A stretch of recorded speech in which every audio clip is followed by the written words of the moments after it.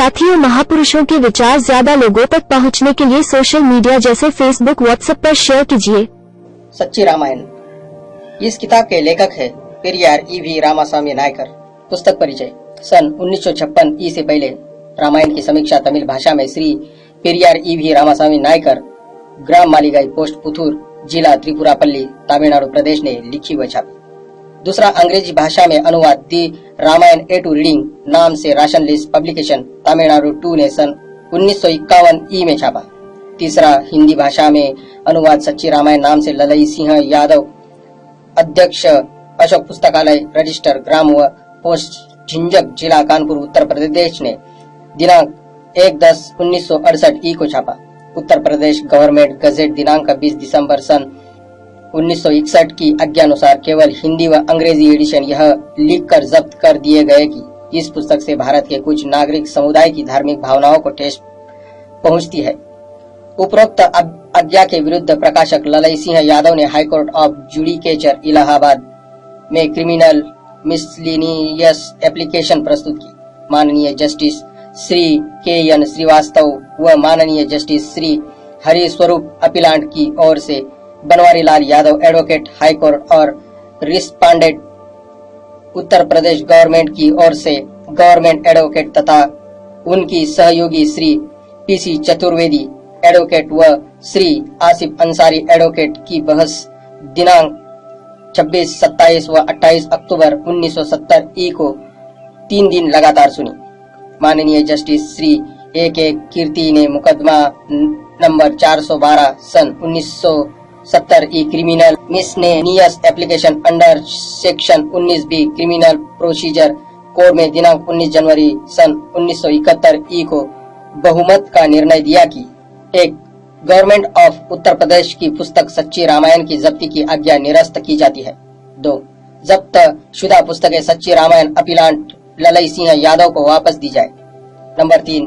Government of Uttar Pradesh की ओर से appellant ललई सिंह को 300 रुपए खर्च के दिलाए जाए। उपरोक्त मुकदमा में अपीलांट ललई सिंह यादव की ओर से जो रिजवाइंडर अर्थात प्रत्युत्तर किया गया था, पाठकों की विशेष मांग पर उसे सच्ची रामायण की चाबी के नाम से छापा गया है।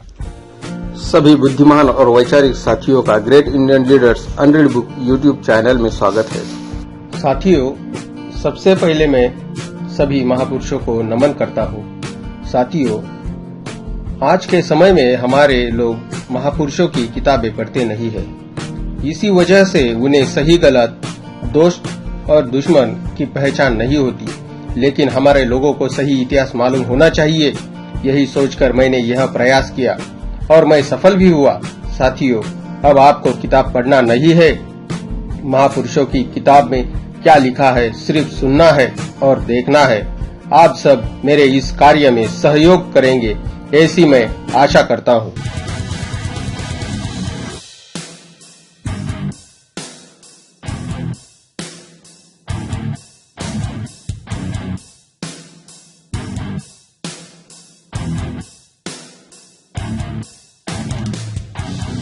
राम। अब हमें राम और उसके चरित्र के विषय में विचार करना चाहिए। नंबर 1. राम इस बात को भली भांति जानता था कि कैकेयी के ब्याह के पूर्व ही अयोध्या का राज्य कैकेयी को सौंप दिया गया था। यह बात राम ने स्वयं भरत को बताई थी। अयोध्या कांड 107 अध्याय। नंबर 2. राम को अपने पिता कैकेयी व प्रजा के प्रति सर्वप्रिय व्यवहार, अच्छा स्वभाव एवं शील केवल राजगद्दी को अन्याय से छीन लेने के लिए दिखावटी था। इस प्रकार राम सबकी आस्तीन का साथ बना हुआ था। नंबर 3. भरत की अनुपस्थिति में अपने पिता द्वारा राजगद्दी मिलने के प्रपंचों से राम स्वयं संतुष्ट था। नंबर 4. कहीं ऐसा न हो कि राजगद्दी मिलने के मेरे सौभाग्य के कारण लक्ष्मण मुझसे ईर्ष्या तथा द्वेष करने लगे। इस बात से डरकर राम ने लक्ष्मण को फांस कर उससे मीठी मीठी बातें बनाकर उससे कहा कि मैं केवल तुम्हारे लिए राजगद्दी ले रहा हूँ, किंतु अयोध्या का राज्य वास्तव में तुम ही करोगे। अंत में राजा बन जाने के बाद राम ने लक्ष्मण से राजगद्दी के विषय में कोई संबंध नहीं रखा। अयोध्या कांड 4 अध्याय। नंबर 5, राज तिलकोत्सव सफलतापूर्वक संपन्न हो जाने में राम के हृदय में आद्योपांत संदेह बना रहा था। नंबर 6, जब दशरथ ने राम से कहा कि राज तिलक तुम्हें न किया जाएगा, तुम्हें वनवास जाना पड़ेगा, तब राम ने गुप्त रूप से शोक प्रकट किया था। अयोध्या कांड 19 अध्याय। नंबर 7, उसने शोक प्रकट करते हुए अपनी माता से कहा था कि ऐसा प्रबंध किया गया है कि मुझे राज्य से हाथ धोना पड़ेगा। राज्यवंशीय भोग विलास व स्वादिष्ट गोश्त की थालियां छोड़कर मुझे वनवास जाना होगा और वन के कंदमूल फल खाने पड़ेंगे। अयोध्या कांड 20 अध्याय। नंबर 8, उसने भारी हृदय से अपनी माता व श्री से कहा था कि जो गद्दी मुझे मिलनी चाहिए थी वह मेरे हाथों से निकल गई और वनवास जाने के लिए मेरा प्रबंध किया गया है। अयोध्या कांड 20, 26, 94 अध्याय। नंबर 9, उसने लक्ष्मण के पास जाकर पिता को दोषी तथा दंडनीय बताते हुए कहा कि क्या कोई ऐसा मूर्ख होगा जो अपने उस पुत्र को वनवास दे जो सदैव उसकी आज्ञाओं का पालन करता रहा है। अयोध्या कांड 56। 10, राम ने बहुत सी स्त्रियों के साथ विवाह किया था। यह बात श्री C.R. श्रीनिवास अयंगर द्वारा सन 1925 ई प्रकाशित वाल्मीकि रामायण के अनुवाद के द्वितीय संस्करण में पाई जाती है। अयोध्या कांड 8 अध्याय पृष्ठ 28। राम ने सीता के साथ केवल रानी बनाने के लिए विवाह किया था। श्री मंथननाथ दातार लिखते हैं कि आनंद लेने के लिए राम की स्त्रियां नौकरों की स्त्रियों का साथ किया करती थी। इस प्रकार कैकेयी की बहू तथा भरत की स्त्री दुख में डूबी रहती थी। राम की स्त्रियों के वर्णन रामायण के अनेकों स्थलों पर आया है। इस प्रकार राजवंशीय नियमानुसार राम ने अपनी विशेषीय इंद्रिय का आनंद लेने के लिए की दूसरी स्त्रियों के साथ विवाह किया था। नंबर 11, यद्यपि राम के प्रति कैकेयी का प्रेम संदेह युक्त न था, किंतु राम का प्रेम कैकेयी के प्रति कपटी और बनावटी था। नंबर 12, राम कैकेयी के प्रति स्वाभाविक एवं सच्चा होने का बहाना करता रहा और अंत में उसने कैकेयी पर दुष्ट स्त्री होने का आरोप लगाया। अयोध्या कांड 31-53 अध्याय।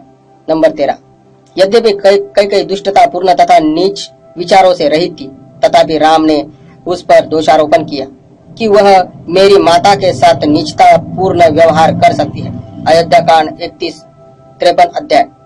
14, वह मेरे बाप को मरवा सकती है। इस प्रकार उसने कैकेयी पर दोषारोपण किया। अयोध्या कांड 53 अध्याय। नंबर 15, वनवास में जब कभी राम को निकट भविष्य के दुखपूर्ण समय से सामना करना पड़ा तो उसने यही कहा कि अब कैकेयी की इच्छा पूर्ण हुई होगी, अब वह संतुष्ट हुई होगी। 16, राम ने लक्ष्मण से वनवास में कहा था कि चूंकि हमारे बाप वृद्ध व निर्बल हो गए हैं और हम लोग वहां आ गए, अब भरत अपनी स्त्री सहित बिना किसी विरोध के अयोध्या पर शासन कर रहा होगा। इस बात को उसकी राजगद्दी और भरत के प्रति ईर्ष्या की स्वाभाविक तथा निराधार अभिलाषा प्रकट होती है। अयोध्या कांड 53 अध्याय। 17, जब कैकेयी ने राम से कहा, हे राम, राजा ने मुझे तुम्हारे पास तुम्हें यह बताने के लिए भेजा है कि भरत को राजगद्दी मिलेगी और तुम्हें वनवास, तब राम ने उससे कहा कि राजा ने मुझसे यह कभी नहीं कहा कि मैं भरत को राजगद्दी दूंगा। अयोध्या कांड 19 अध्याय। नंबर 18, उसने अपने पिता को मूर्ख और पागल कहा था। अयोध्या कांड 53 अध्याय।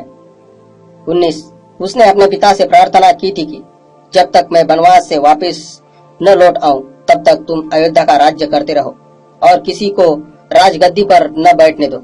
इस प्रकार उसने भरत के सिंहासनारूढ़ होने में अड़चन लगा दी। अयोध्या कांड 36 अध्याय। 20, राम ने यह कहकर सत्यता व न्याय का गला घोटा कि यदि मुझे क्रोध आया तो मैं स्वयं अपने शत्रुओं को मार या कुचल कर स्वयं राजा बन सकता हूँ, किंतु मैं यह सोचकर रुक जाता हूँ कि प्रजा मुझसे घृणा करने लगेगी। अयोध्या कांड 53 अध्याय। नंबर 21, उसने अपनी श्री सीता से कहा कि तुम बिना भरत की रुचि समझे हुए उसके लिए भोजन बनाती हो, यह बात में हमारे लिए बहुत लाभदायक होगा। अयोध्या कांड 26 अध्याय। 22, राम के वनवास चले जाने का समाचार सुनकर भरत उसे अयोध्या लौट जाने के लिए वन में उसके पास गया। भरत को देखकर राम ने उससे प्रश्न किया कि हे भरत, क्या तुम प्रजा द्वारा खदेड़ भगाए गए हो? क्या तुम अनिच्छा से हमारे बाप की सहायता करने आए हो? अयोध्या कांड 1000 अध्याय। 23, राम ने भरत से पुनः कहा कि अब तुम्हारी माँ का मनोरथ सिद्ध हो गया होगा, क्या वह प्रसन्न है? अयोध्याकांड 1000 अध्याय 24। भरत ने राम को विश्वास दिलाया कि मैंने सिंहासन प्राप्त करने के स्वत्व को त्याग दिया है। तब राम ने रहस्योद्घाटन करते हुए भरत को बताया कि दशरथ, अयोध्या का राज्य पहले ही तुम्हारी माँ को सौंप चुका है। अयोध्याकांड 107 अध्याय 25। भरत वन में अयोध्या की राजगद्दी राम को सौंपकर और उनकी खड़ाऊ लेकर अयोध्या वापस लौटा। उसने उन्हें सिंहासन पर रखकर 14 वर्ष तक एक तपस्वी का जीवन व्यतीत किया।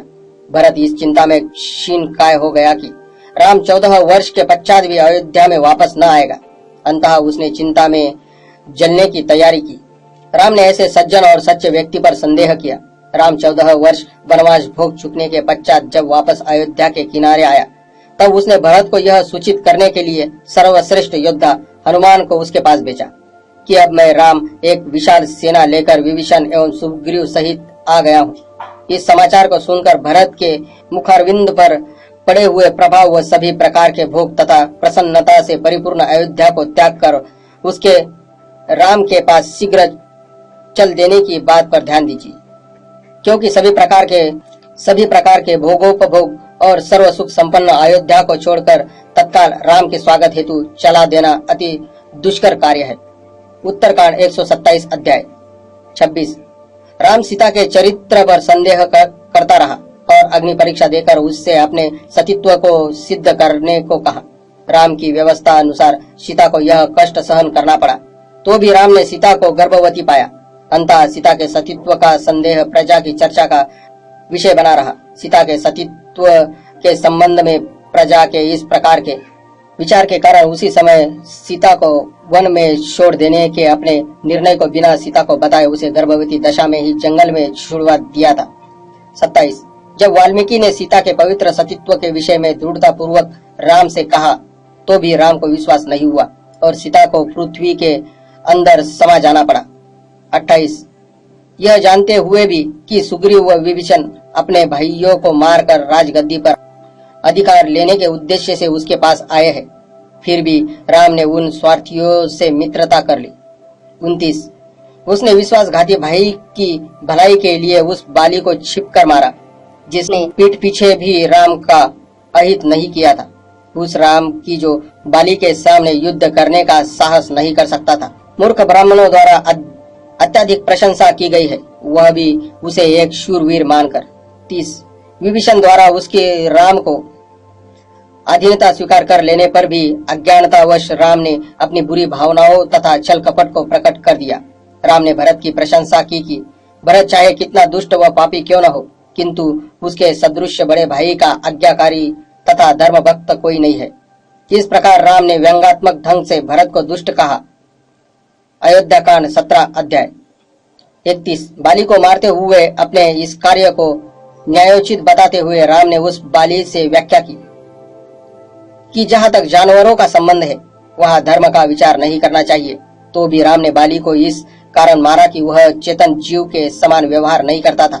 बाली के प्रति आरोपित दोषों के प्रति उसे कुछ भी कहने का अवसर नहीं दिया गया। राम ने बाली को पूर्णतया सुग्रीव के स्वार्थपूर्ण कथनानुसार मारा। 32। राम ने बहुत सी स्त्रियों के कान, नाक, स्तन इत्यादि काटकर उन्हें कुरूप बना दिया था और उन्हें बहुत यातनाएं दी। शूर्पणखा और आयामुही। 33। राम ने बहुत सी स्त्रियों को मार डाला था, ताड़का और थदगाई। 34। राम ने कई अवसरों पर स्त्रियों को गालियां दी। 35। राम ने स्त्रियों के प्रति ऐसा कहते हुए उन्हें अपमानित किया कि उन पर विश्वास नहीं करना चाहिए, उन्हें गुप्त भेद नहीं बताना चाहिए। अयोध्याकांड 100 अध्याय 36। राम ने हमेशा अनुचित विषय भोग में तल्लीन रहता था। 37। राम ने अनावश्यक रूप से कई जीवों को मारा, वो उन्हें खा गया। 38। राम ने कहा था कि मैं केवल राक्षसों को मारने के लिए बन गया था, दूसरे महीने राक्षसों के संहार करने का दूसरों को वचन दिया था। अयोध्याकांड 100 अध्याय 39। राम ने राक्षसों की लड़ाई में लाने का निश्चय किया और सीता के विरोध करने पर भी उसने रावण के देश में प्रवेश किया। अरण्य कांड 9। 40। कुंभकर्ण से लड़ते हुए राम ने कहा कि लोगों से प्रेरित होकर मैं केवल राक्षसों का वध करने हेतु वन में आया हूँ। अरण्य 29 अध्याय 41 स्वार्थपूर्ण उद्देश्य से राम ने अयोग्य एवं कपटी सुग्रीव को व्यर्थ ही आत्मसमर्पण कर दिया कि मुझे स्वीकार करो, मुझ पर दया करो। 42 यह जानते हुए कि विभीषण ने अपने भाई रावण को धोखे से पकड़ा दिया है, फिर भी राम ने विभीषण का पक्ष लिया। युद्धकांड 17। 43 लंका का राज्य पहले से ही विभीषण को देने का वचन देकर राम ने आनंद को रावण के पास यह सूचना देने के लिए भेजा था कि यदि रावण सीता को लौटा देगा तो मैं लंका पर चढ़ाई नहीं करूंगा और लंका उसके लिए छोड़ दूंगा। युद्धकांड 18 अध्याय। 44 भरत कैकेयी प्रजा व गुरु आदि सभी वन में राम के पास गए और राम से अयोध्या लौट चलने का सत्याग्रह किया, किंतु हृदय राम ने उत्तर दिया कि मैंने अपने पिता के वचनों का पालन करने का निश्चय कर लिया है और मैं किसी का कहना नहीं मानूंगा। इस प्रकार उसने लौटने से इनकार कर दिया और उसी राम ने अपने पिता के वचनों का तिरस्कार करके अयोध्या का राजा बनना स्वीकार कर लिया। दशरथ के प्रति भरत राजगद्दी देने का वचन। युद्धकांड 130 अध्याय। 45 राम न केवल गद्दी प्राप्त करने का इच्छुक था, बल्कि वह अपने पिता के वचनों के अनुसार वन जाने के समय से ही पिता के वचनों का पालन करते हुए वन में रहकर अयोध्या लौटने पर स्वयं राजा बनना चाहता था। राम को गद्दी पर बैठने की आशा, चिंता तथा इच्छा के अतिरिक्त कुछ ज्ञान न था। राम के समय समय पर ये विचार अपनी बातचीत से प्रकट किए। 46 शूद्र होकर तपस्या करने के कारण राम ने शंभुक का कत्ल किया। उत्तरकांड 76 अध्याय। 47 एक साधारण मनुष्य की भांति राम लक्ष्मण को एक नदी गुत्तार घाट पर शरयू नदी में फेंककर स्वयं उसी नदी में गिरकर मर गया। उत्तरकांड 106 व 110 अध्याय। तत्पश्चात राम ने उपेंद्र विष्णु के रूप में अवतार लिया। 48 संस्कृत श्लोक में वर्णन है कि राम ने अपनी दाहिने हाथ को संबोधन करते हुए कहा कि क्या तुम राम का अंग नहीं है? तूने बीमार ब्राह्मण पुत्र को जीवित करने के लिए एक निर्दोष शूद्र शंभुक का बिना किसी हिचकिचाहट के निर्दयता पूर्वक वध कर दिया। संकेत यदि आज राम सदृश राजा होते तो शूद्र कहे जाने वाले लोगों की उपरोक्त घृणित कार्य को देखकर या सुनकर क्या मनोदशा होती। 49 राम ने जो धनुष्य तोड़ा था वह शिव का था और वह पहले से ही टूटा था।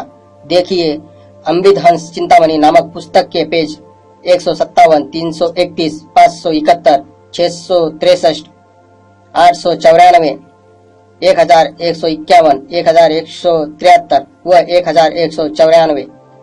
50 विभिन्न रामायणों और परशुराम के द्वारा समर्थन किया गया है कि जब राम ने धनुष तोड़ा था उस समय राम की अवस्था माता कौशल्या के अनुसार 5 वर्ष, पिता दशरथ के अनुसार 10 वर्ष और उसकी श्री सीता के अनुसार 12 वर्ष की थी।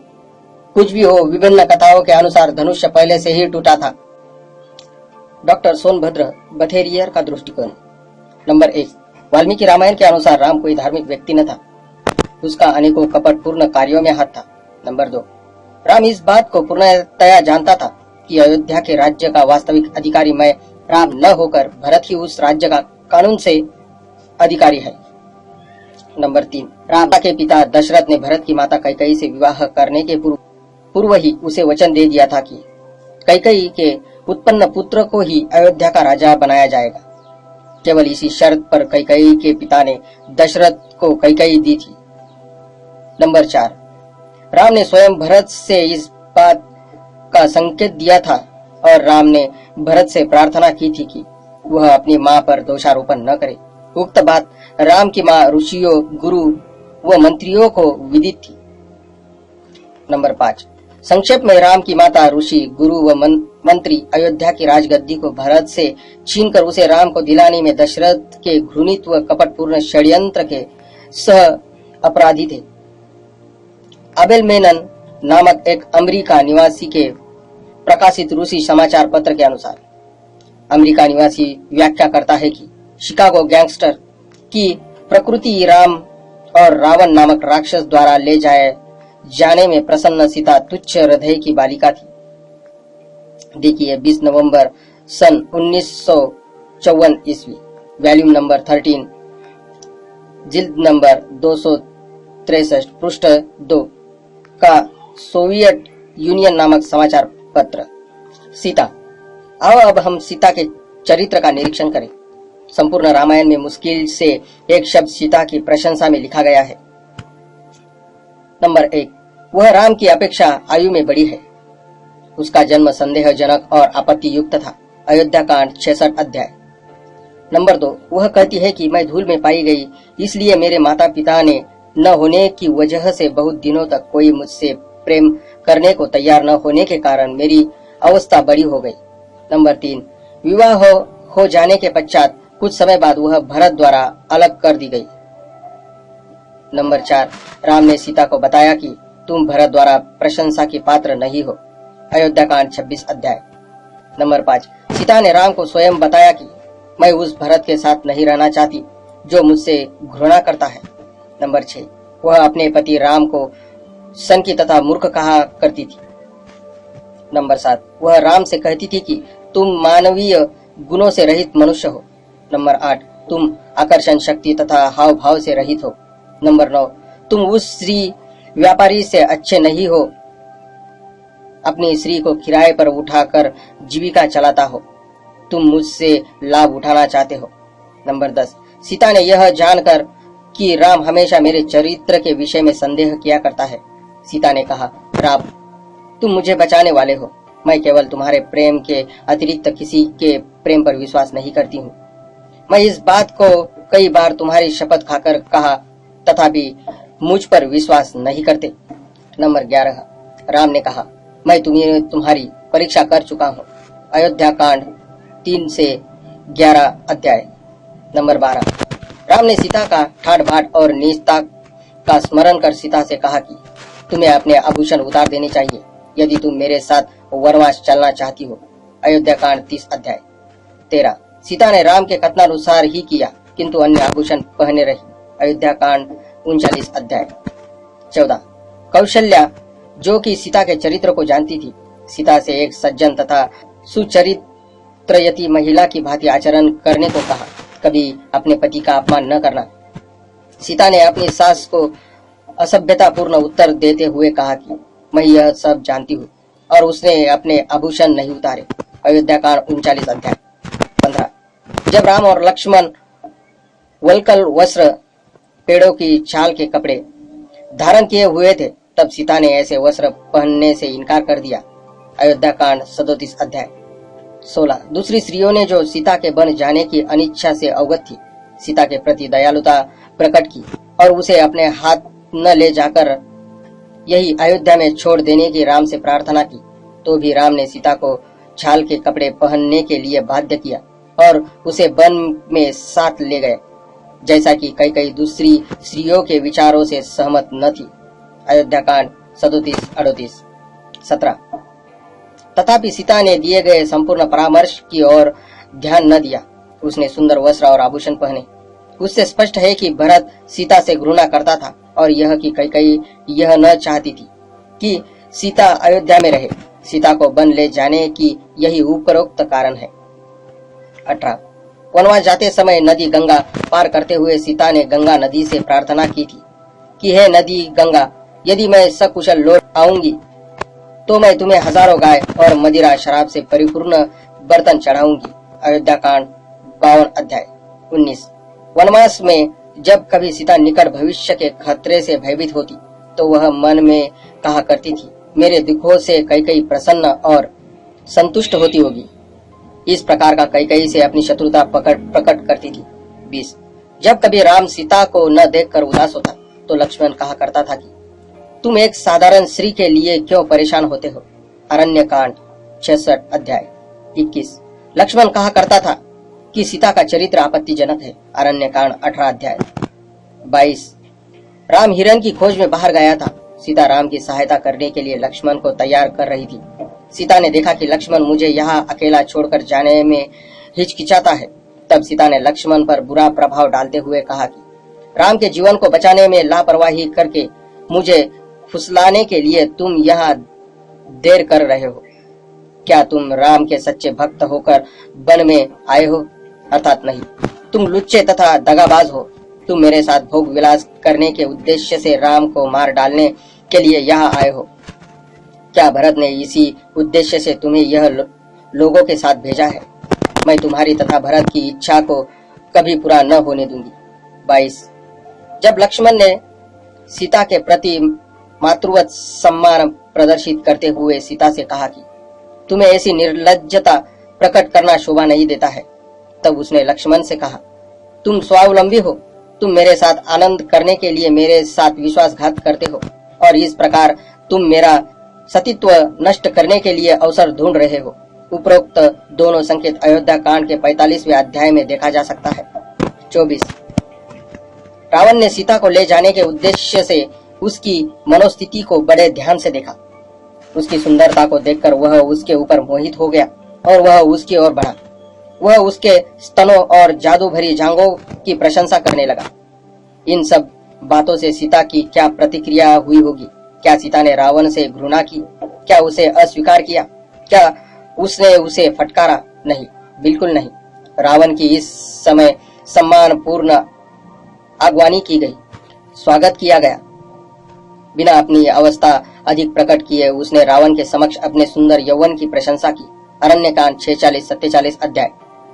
25। जब रावण ने सीता को बताया कि मैं राक्षसों का प्रधान रावण हूँ, तब सीता ने उससे घृणा की। 26। जब रावण उसे अपनी गोद में लिए जा रहा था, तब वह अर्धनग्न थी, तब वह स्वयं अपने स्तन खोले हुए थी। अरण्यकांड 54 अध्याय। 27। जैसे ही उसने अपने पैर रावण के महल में रखे, सीता का रावण के प्रति आकर्षण उत्तरोत्तर बढ़ता गया। अरण्यकांड 54 अध्याय। 28। रावण ने अपने यहाँ सीता से कहा कि आओ हम दोनों मिलकर आनंद संभोग करें। अधोन्मिलित आंखों युक्त सिसकी भरती रही। अरण्यकांड 55 अध्याय। 29। रावण ने कहा, हे सीते, हमारा तुम्हारा मिलन ईश्वर कृत है, यह ऋषियों की भी माया है। अरण्यकांड 55 अध्याय। 30। सीता ने कहा कि तुम मेरे अंगों को आलिंगन करने के लिए स्वतंत्र हो, मुझे उसकी रक्षा करने की आवश्यकता नहीं। मुझे इस बात का पश्चाताप नहीं कि मैंने भूल की है। अरण्यकांड 56 अध्याय। इससे इस परिणाम पर पहुंचा जा सकता है कि सीता ने रावण को अपने साथ दुर्व्यवहार करने को अपनी स्पष्ट अनुमति दी थी। 31। राम ने सीता से कहा कि रावण ने तुम्हें बिना तुम्हारा सतीत्व नष्ट किए कैसे छोड़ा होगा। राम द्वारा इस दोषारोपित सीता ने निम्नलिखित उत्तर दिया, जो कि उपरोक्त कथन की पुष्टि करते। 32। सीता ने उत्तर दिया कि तुम सत्य कहते हो, किंतु तुम्हारा बताओ कि मैं क्या कर सकती हूँ। मैं केवल अबला स्त्री हूँ, मेरा शरीर उसके अधिकार में था। मैंने स्वेच्छा से कोई भूल नहीं की है, तथापि मैं मन से तुम्हारे निकट रहूं। ईश्वर की ऐसी ही इच्छा थी। सीता ने केवल इतना ही कहा, किंतु सीता ने दृढ़ता पूर्वक यह नहीं कहा कि रावण ने मेरा सतीत्व नहीं भंग किया। युद्धकांड 118 अध्याय। 33। सीता का गर्भ देखकर राम को संदेह हो गया। उसने प्रजा द्वारा सीता के प्रति लगाए गए आरोपों की शरण ली और उसने उसे जंगल में छोड़ देने की लक्ष्मण को आज्ञा दी। तब सीता ने लक्ष्मण को अपना पेट दिखाते हुए कहा, देखो मैं गर्भवती हूँ। उत्तरकांड 18 अध्याय। 34। जंगल में उसने 2 पुत्रों को जन्म दिया। उत्तरकांड 66 अध्याय। 35। अंत में जब राम ने इस संबंध में सीता से शपथ खाने को कहा तो अस्वीकार करते हुए वह मर गई। उत्तरकांड 97 अध्याय। 36।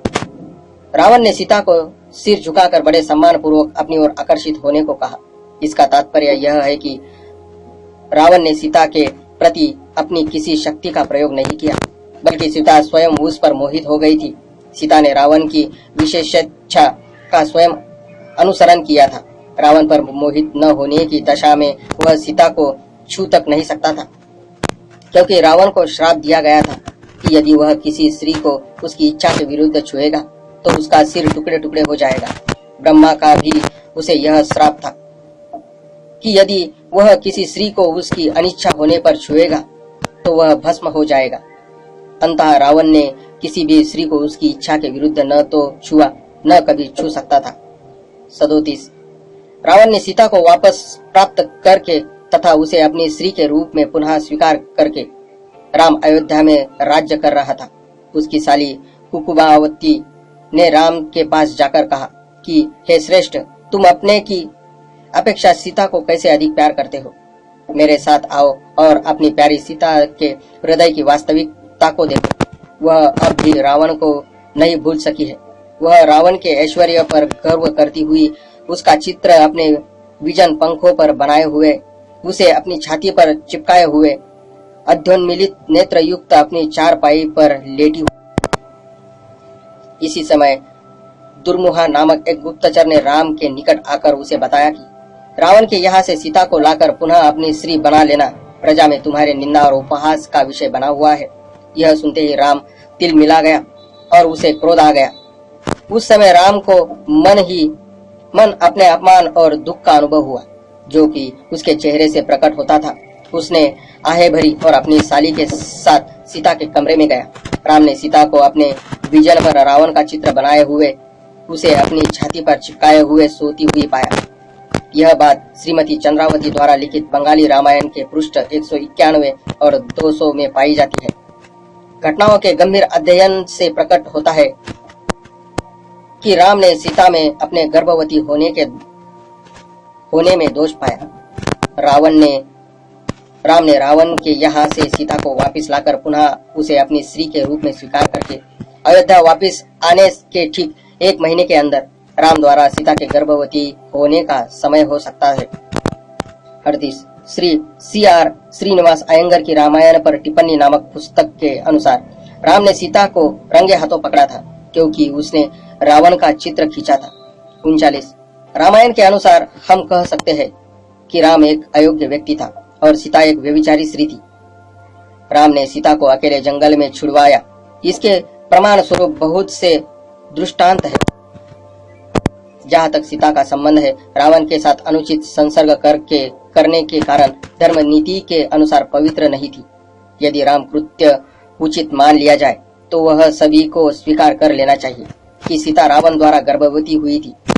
यदि वह मानकर कि सीता ने कोई नैतिक अपराध नहीं किया था, वह राम के द्वारा गर्भवती हुई थी, सीता की रक्षा की जाए, तो यह सभी को स्वीकार कर लेना चाहिए कि राम खुद गर्भवती को जंगल में छुड़वाने का कार्य मानवोचित नहीं है। राम ने सीता के गर्भ के विषय अन्वेषण किया था, तभी उसने दूसरे दिन प्रातः काल उसे जंगल में छुड़वा दिया था। ऐसी दशा में यह सिद्ध करना कि न तो सीता भ्रष्ट थी और न राम गुंडा तथा विश्वासघातकी प्रकट करता है कि यह भ्रष्टता और नीचता क्षम्य नहीं है, तब वह कथन कैसे सत्य कहा जा सकता है कि राम ने आर्य धर्म नियमानुसार मानव मात्र को उपदेश देने के हेतु तथा सीता ने श्री मात्र को सदाचरण तथा सतीत्व की शिक्षा देने के निमित्त अवतार लिए। यदि ब्राह्मणों के इस उपदेश का प्रतिपादन करने वाले दृष्टिकोण को अपनाया जाए कि राम और सीता ने जो कुछ किया था तो उचित ही है, तो क्या यह बेचारे अबोध व बुद्धिहीन मानव मात्र को पदभ्रष्ट करना नहीं है? सुधारक इस मूर्खतापूर्ण हास्यास्पद मत को कैसे सहन कर सकते हैं? इन कारणों से हम अधिकार पूर्वक कह सकते हैं कि राम और सीता चरित्रहीन थे। सीता गर्भवती होना वाल्मीकि रामायण का गंभीर तथा सूक्ष्म अध्ययन स्पष्ट प्रकट करता है कि सीता राम द्वारा गर्भवती हुई नहीं थी। राम रावण को मारकर सीता को साथ लाकर अयोध्या लौटकर तिलकोत्सव के पश्चात अयोध्या पर राज्य करने लगा। तब सुग्रीव, विभीषण और अन्य लोगों को अपने अपने स्थान पर वापस भेज दिया। अंत में पुष्पक विमान भी वापस भेज दिया। पुष्पक विमान के चले जाने के पश्चात शीघ्र ही भरत ने दोनों हाथ जोड़कर राम से कहा, हे नाथ, तुम स्वर्गीय शक्ति हो। तुम्हारे शासन के 1 मास के अंदर ही प्रजा सब प्रकार से आनंदित तथा संतुष्ट है।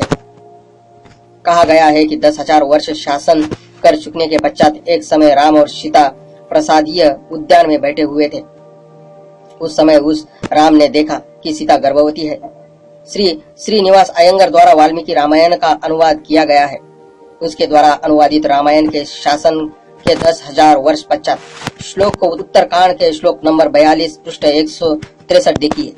वे अपनी संपादकीय टिप्पणी में लिखते हैं कि यह श्लोक स्वयं वाल्मीकि द्वारा नहीं रचा गया है, बल्कि बाद में जोड़ा गया है। वाल्मीकि रामायण के बालकांड अध्याय 2 चरण प्रथम के अनुसार राम ने सीता को जंगल में छुड़वा देने के पश्चात 10,000 वर्ष राज्य किया। उसने बहुत से अश्वमेध यज्ञ भी किए। देखो उत्तरकांड 99 अध्याय। यह कहा गया है कि यह श्लोक सीता को उसकी संदेहजनक स्थिति में त्राण देने के लिए घुसेड़ दिया गया है। इस पर सीता 1 महीने के अंदर गर्भवती पाई गई और उसे लक्ष्मण द्वारा वन में छुड़वा दिया गया।